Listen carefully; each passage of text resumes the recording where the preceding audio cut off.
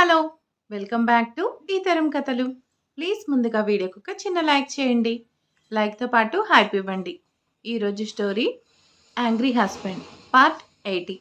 కథను రచించిన వారు సుజాత గారు, వాయిస్ ఓవర్ శ్వేత. ఇక లేట్ చేయకుండా స్టోరీలోకి వెళ్ళిపోదాం. పద్మ కాఫీ తెచ్చి అక్కడ పెట్టగానే అప్పుడే నిద్రలేచి ఉండడంతో వెంటనే కాఫీ తీసుకొని తాగుతుంది.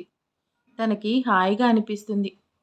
ఏంటో ఏదో ఊహించుకుంటూ 4 రోజుల నుంచి అస్సలు ఫోన్ చూడలేదు అంటూ వాట్సాప్ ఓపెన్ చేసి మెసేజెస్ చూసుకుంటూ ఉంటుంది. అదే పనిగా డోర్ మోగుతూ ఉండడంతో కళ్ళు నలుపుకుంటూ వెళ్ళి తలుపు తీస్తుంది అంజు. ఏంటి అని అడుగుతుంది. కొరియర్ మేడం అని వినయంగా చెప్తాడు. కొరియరా? నాకా? నాకు కొరియర్ పంపించేవాళ్ళు ఈ దేశంలో ఎవరున్నారు? మీరు కరెక్ట్గా చూసారా? నాకేనా అని అనుమానంగా అడుగుతుంది. మేడం, అంజు అంటే మీరే కదా? అవును. అయితే ఈ కొరియర్ మీకే. ఇక తప్పక తీసుకుంటుంది. ఆ బాయ్ వెళ్ళిపోతాడు. లోపలికి రాగానే అడుగుతా. ఫ్రెండ్స్ అడుగుతారు ఏంటిది అని. నాకు కొరియర్ వచ్చింది. సరే చూసుకో అని కళ్ళు మూసుకుంటుంది స్వాతి. నిద్రమత్తుగా అనిపిస్తుంది కానీ ఇది ఎవరు పంపించారో తెలుసుకోవాలని ఆరాటంలో వెంటనే సిజర్ తెచ్చి అంతా కట్ చేసి ఓపెన్ చేసి చూస్తుంది. ఓపెన్ చేయగానే ఒక మంచి డ్రెస్ ఉంటుంది. దాంతో పాటుగా latest model rose gold watch ఉంటుంది. రెడ్ కలర్ హార్ట్ సింబల్ ఉంటుంది. ఇవన్నీ ఎవరు పంపించారో అని అర్థమైపోయింది అంజుకి.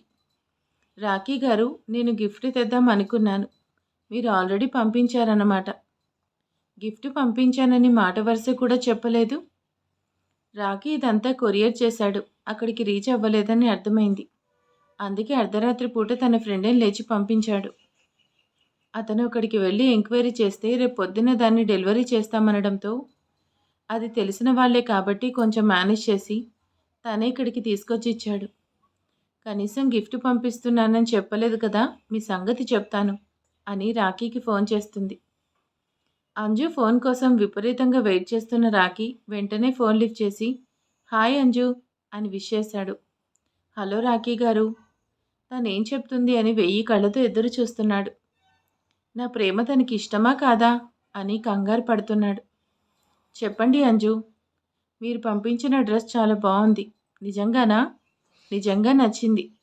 అందుకే వెంటనే ఫోన్ చేస్తున్నాను. మరి ఇంకేం నచ్చలేదా? వాచ్ కూడా బాగుంది. హార్ట్ షేప్లో చిన్న గిఫ్ట్ పంపించాను. అది నచ్చిందా లేదా, నా లవ్ యాక్సెప్ట్ చేసిందా లేదా అనేది చెప్పకుండా డ్రెస్ గురించి వాచ్ గురించి చెప్తుంది అని అసహనంగా ఫీల్ అవుతాడు రాఖీ. ఇంకేమీ నచ్చలేదా?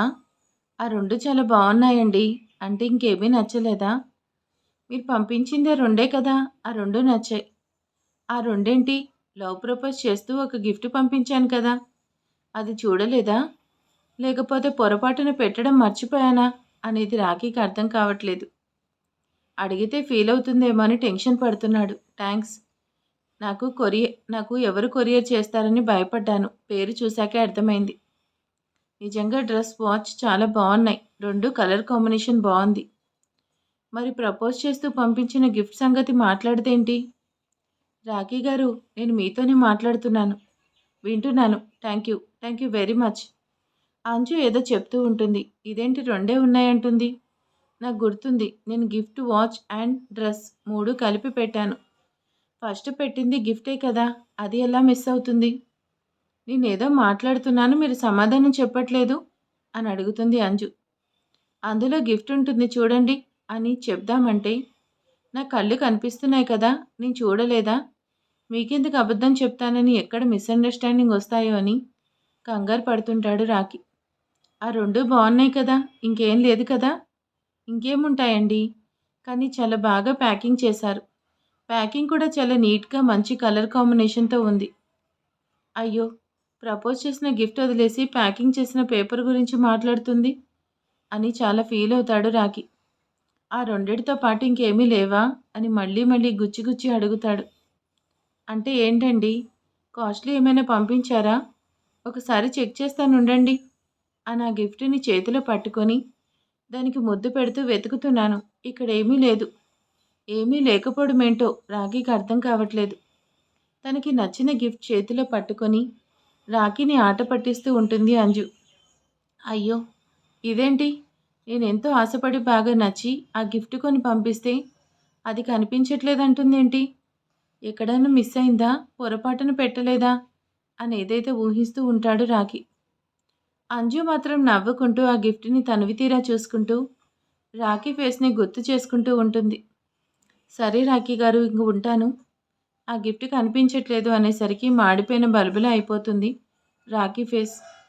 ఇక ఏం మాట్లాడాలో అర్థం కాక ఓకేనండి అని తను కూడా ఫోన్ పెట్టేస్తాడు. అంజు నవ్వుకుంటూ ఫోన్ పెట్టేసి స్వాతి లే. అబ్బా! ఏంటే నీ గొడవ? నువ్వు నిద్రపోవు నన్నిలా నిద్రపోనివ్వు. ఇలా అయితే ఎలా? రేపొద్దున మాట్లాడతాను పడుకో అని విసుక్కుంటుంది స్వాతి. అబ్బా లే అని బలవంతంగా తనని లేపి కూర్చోపెట్టి ఈ గిఫ్ట్ బావుందా అని తనకి చూపిస్తుంది. క్యాజువల్‌గా తన వైపు చూసి నిద్రమత్తు ఎగిరిపోయి ఒక్కసారిగా దాన్ని చేతిలోకి తీసుకుని అబ్బా! ఎంత బావుందో! ఎంత క్యూట్‌గా ఉందో అని అటు ఇటు తిప్పుతూ మురిసిపోతూ ఉంటుంది స్వాతి. వెంటనే అది లాక్కొని ఇది నా కోసం రాఖీ పంపించాడు అని చెప్తుంది. అంటే నీకు ప్రపోజ్ చేశాడు? అవును అంటూ సిగ్గుపడుతుంది అంజు. వారెవా! విషయం చాలా దూరం వచ్చింది. ఇంకెందుకు ఆలస్యం? ఇండియా వెళ్ళగానే పెళ్లి చేసుకోండి. ఒక పనైపోతుంది.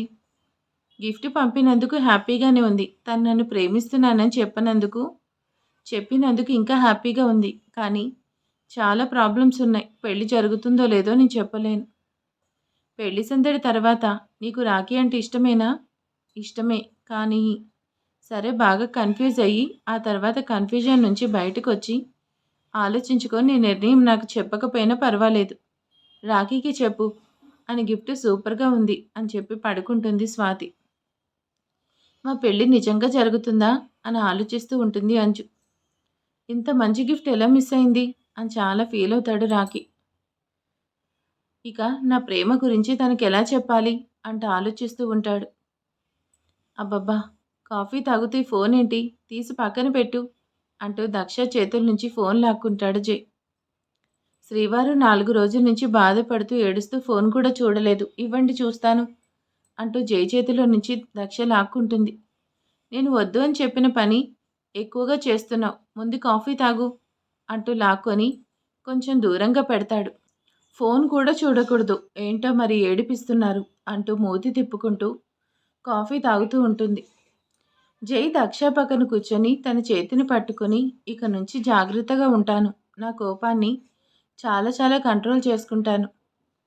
దక్ష చిన్నగా నవ్వుతుంది. నువ్వు నమ్మట్లేదా? ఎందుకు నవ్వుతున్నావు? అంటాడు జై. దక్ష కాఫీ కప్ పక్కన పెట్టి జై మెడ చుట్టూ చేతులు వేసి ఈ విషయం మన పెళ్ళైన దగ్గర నుంచి చెప్తున్నారు. అందుకే నవ్వొచ్చింది అంటుంది దక్ష. ఈసారి నిజంగానే చేస్తాను. ఎందుకంటే నేను ఇలా కోపంగా ఉంటే అమ్మ కూడా నా దగ్గరికి రాదు కదా. నా కోపాన్ని చూసి బెదిరిపోతుంది. అందుకని కూల్గా ఉండడానికి ట్రై చేస్తాను అని తన బంప్ మీద చేయి పెట్టి చెప్తాడు జై. నేను మార్చలేకపోయాను. అత్తమ్మ మారుస్తుందా చూడాలి. ఎంతవరకు ఈ మార్పు వస్తుందో. నా మీద అస్సలు నమ్మకం లేదు అంటూ తనని దగ్గరికి తీసుకుని తన నుదుటి మీద ముద్దు పెడతాడు జై. కోపం పోయిందా అని అడుగుతుంది దక్ష. మరి నీకు అలక తీరిందా అంటాడు జై. ఆ ప్రశ్నలకి సమాధానం ఇద్దరూ ఒకేసారి నవ్వుతారు. ప్లీజ్ దక్ష, ఇంకెప్పుడు అలా ఉండకు. నాకు నచ్చలేదు. నువ్వు అలా ఏడుస్తూ ఉంటే ఏంటో తెలీదు. ఇక్కడ బాధ అనిపించింది అని తన గుండె మీద చేయి పెట్టి చెప్తాడు. తన మీద ఉన్న ప్రేమ నేను అలా చెప్తుంటే నవ్వుకుంటుంది దక్ష. జై మెడ చుట్టూ ఉన్న చేతుల్ని అలాగే ఉంచి జైని ఇంకొంచెం ముందుకు జరుపుకొని నా మీద చాలా ప్రేమ ఉంది అని నవ్వుతుంది. నీకు తెలీదా? తెలీదు. తెలిసేలా చేస్తాను అంటూ మెల్లిగా ఇంకొంచెం దగ్గరికి తీసుకొని తన పెదవులు అందుకుంటాడు జై. చాలా రోజుల విరహం తర్వాత ఇస్తున్న ముద్దు కదా ఇంకా తీయగా ఉంటుంది. 5 నిమిషాల తర్వాత జై తనని వదులుతాడు. నా మీద ప్రేమ ఉందని ఇంకా తెలియట్లేదు అంటుంది దక్ష. తన ఉద్దేశం అర్థం చేసుకొని మళ్ళీ ముద్దును కొనసాగిస్తాడు జై. దక్ష ఈసారి ఎప్పుడైనా ఏం జరిగినా సరే 5 మినిట్స్లో ఆ గొడవ తీరిపోయి మనం ఇద్దరం నార్మల్ అవ్వాలి. ఇలా ఉండడం నాకు నచ్చలేదు అని సిన్సియర్గా చెప్తాడు జై. నాకు కూడా నచ్చలేదు. ఇంకెప్పుడు గొడవ పడద్దు. పడిన వెంటనే సర్దుకుపోవాలి. అలాగే మీరు కోపాన్ని కంట్రోల్ చేసుకోండి. నోరుపు నోరు అదుపులో పెట్టుకోండి అంటుంది చిన్నగా నవ్వుతూ. ప్రయత్నిస్తాను. తప్పకుండా కంట్రోల్ చేసుకుంటాను. చూడు ఎలా అయిపోయావు అంటూ ప్రేమగా తన ఫేస్ని 2 చేతుల్లోకి తీసుకుంటాడు. అస్సలు బాలేదు. వెళ్ళి ఫ్రెష్ అవ్వు. ఇప్పుడు ఓపిక లేదు. ఏం పర్వాలేదు. వెళ్ళి హాట్ వాటర్తో స్నానం చేసిరామ్మా. మైండ్ బాడీ 2 ఫ్రెష్ అవుతాయి. బాగా లూజ్గా ఉండే ఒక నైటీ తీసి తన చేతికిచ్చి వెళ్ళిరా అని ప్రేమగా తనని వాష్రూమ్కి పంపిస్తాడు. బెడ్షీట్ అంతా నలిగిపోయి చిందరవందరగా కనిపిస్తుంది జైకి. అస్సలు నచ్చట్లేదు. వెంటనే పద్మాని పిలిచి అదంతా క్లీన్ చేయమని చెప్తాడు. కొత్త బెడ్షీట్ తీసిస్తాడు. సరే సరే అని పనిచేస్తూ ఇప్పుడే సరైన సమయం వెంటనే జరిగింది చెప్పాలనుకుంటూ జై దగ్గరికి వచ్చింది. సార్ అని పిలుస్తుంది. జై సెల్లో ఏదో చూసుకుంటూ మేడం వచ్చే టైం అయింది. తను రెస్ట్ తీసుకోవాలి. కొంచెం ఫాస్ట్గా కానివ్వు అంటాడు. సరే సరే అనుకుంటూ వెళ్ళి నీట్గా బెడ్షీట్ వేసి పాత బెడ్షీట్ వాషింగ్లో పడేస్తుంది. సార్ నిన్న ఏం జరిగిందంటే ఏంటి ఏమన్నావు? అదే సార్ నిన్న మన ఇంటికి అప్పుడే డోర్ సౌండ్ అవ్వడంతో ఇక పద్మ చెప్పడం ఆపేస్తుంది. పద్మ నువ్వు వెళ్ళి మేడంకి తినడానికి ఏమైనా తీసుకురా అని చెప్తాడు. మంచి ఛాన్స్ మిస్ అయింది అని అనుకుంటూ సరే సార్ అని చెప్పి వెళ్ళిపోతుంది. ఏంటి ఏంటి మేడం నడవడానికి చాలా కష్టపడుతున్నారు అంటూ తన భుజం చుట్టూ చేయి వేసి మెల్లిగా నడిపించుకుంటూ వస్తాడు. 8 మంత్ వచ్చింది. ఇంకా నడక ఇలాగే ఉంటుంది. ఎగతాళి చేస్తే ఎలాగా అంటుంది దక్ష. చీచి ఎగతాళి చేయడం కాదురా. అయినా మా అమ్మని నాకు ఇస్తున్నావు. అలాంటిది నిన్ను ఎందుకు ఎగతాళి చేస్తాను? నీ కష్టంగా ఉంటే చెప్పు. ఎక్కడికి కావాలన్నా నేను తీసుకెళ్తాను అని నా ఉద్దేశం. ఈ 4 అడుగులు కూడా వేయలేకపోతే ఎలాగా? దక్షని బెడ్ మీద కూర్చోపెట్టి తన ఫేస్ మీద చిన్న స్టిక్కర్ పెడతాడు. అలాగే కుంకుమ తెచ్చి తన పాపిట పెడతాడు. దక్ష చిన్నగా నవ్వుతుంది. ఎందుకు నవ్వుతున్నావు? ఇవన్నీ బాగా నేర్చుకున్నారు. నేనేమీ నేర్చుకోలేదు. నువ్వు రోజు పెట్టుకుంటే చూశాను కదా, అలా అలవాటైంది అంతే. మేడం అనుకుంటూ పద్మ లోపలికి వచ్చి సున్నుండలు అక్కడ పెట్టేసి వెళ్తుంది. బయటకు వచ్చి బయట ఉన్న హాల్లో 2 నిమిషాలు వెయిట్ చేస్తుంది. 1 నిమిషం సార్ బయటకు వస్తే బాగుండు అని బాగా కంగారు పడుతుంది. కానీ జై బయటికి రాడు. అయ్యో ఇప్పుడెలా? ఏదో టైంలో వీలు చూసుకొని చెప్పాలి అనుకుంటూ కిందికి వెళ్ళిపోతుంది పద్మ. తిను అంటాడు జై. ప్రెగ్నెన్సీ కన్ఫర్మ్ దగ్గర నుంచి సున్నుండలు, జ్యూస్లు, ఫ్రూట్స్, ఎనర్జీ డ్రింక్స్ ఇవన్నీ తాగి తాగి విరక్తి వచ్చేసింది. మన బేబీ కోసం తప్పదు కదరా. బేబీ కోసం అయితే మాత్రం మరీ ఇలా తింటే ఇక జన్మలో పట్టుకోను అంటుంది. ప్రెగ్నెన్సీ కన్ఫర్మ్ అయిన దగ్గర నుంచి ఇవన్నీ తింటేనే తర్వాత తినబుద్ధి అవ్వట్లేదు అని బాధపడుతున్నావే. మరి చిన్నప్పటి నుంచి ఐస్ క్రీమ్ తింటున్నావు కదా, వాటి మీద ఒక్కసారి కూడా విరక్తి పుట్టలేదా అని అల్లరిగా అడుగుతాడు జై. అబ్బా ఇంకా పంచ్ వేయలేదే అనుకుంటున్నాను. వేసేశారు. తిను. నాకు ఇదొద్దు. నాకు మిర్చి బజ్జీ, పానీపూరి, మంచూరియా తినాలని ఉంది. ఒక్కసారి తెప్పించవచ్చు కదా అని గోముగా అడుగుతుంది. జై చిన్నగా నవ్వి రేపు తెప్పిస్తానులే, ఈ పూటకి తిను అంటాడు.